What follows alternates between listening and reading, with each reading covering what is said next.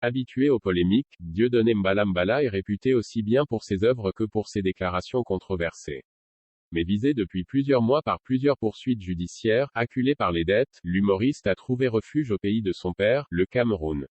Désormais loin des polémiques, il ne fait plus son numéro. Depuis le début des années 2000, Dieudonné accumule propos antisémites et négationnistes lui ayant valu de nombreux procès pour incitation à la haine raciale. Se déclarant antisioniste et anti-système, il aborde ces thèmes dans ses spectacles qu'il monte lui-même au théâtre de la Main d'Or. Son spectacle de 2013, Le Mur, a fait l'objet d'une plainte de la part du ministre de l'Intérieur Manuel Valls visant à faire interdire les représentations dans les villes concernées par la tournée de l'humoriste. Sur les bords de l'Atlantique, il est difficile de le reconnaître. Désormais installé au Cameroun, Dieudonné Mbala Mbala, 56 ans, se balade en boubou floqué d'une carte de l'Afrique sur la poitrine, côté cœur.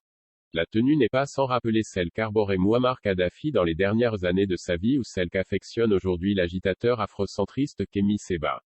Dans son nouveau pays de résidence, celui qui fut souvent décrit comme l'un des comiques les plus doués de sa génération, n'est plus qu'une ombre fugace et insaisissable. Son téléphone français ne répond plus. Il n'accorde pas d'interview et se garde de parler aux journalistes. Ses amis se méfient et se ferment aussitôt qu'on les questionne. Ceux qui acceptent de se prêter au jeu parlent de lui avec prudence et circonspection. Il ne croit pas qu'un journaliste puisse traiter le sujet Dieudonné sans a priori. Le polémiste a changé d'air, mais il a voyagé avec la sphère complotiste dans laquelle il évoluait ces dernières années. Le polémiste a été condamné en appel, jeudi, à 100 jours amende de 100 € pour des vidéos antisémites publiées en mai 2020. Il avait d'abord écopé de 4 mois d'emprisonnement en mai 2021. La Cour d'appel de Paris a en revanche confirmé une amende de 10 000 € et 3 000 € de dommages et intérêts contre le polémiste pour injure publique envers un fonctionnaire. Dieudonné a été banni à l'été 2020 des principales plateformes en ligne comme YouTube, Facebook, TikTok et Instagram, au nom de la lutte contre les contenus à caractère haineux.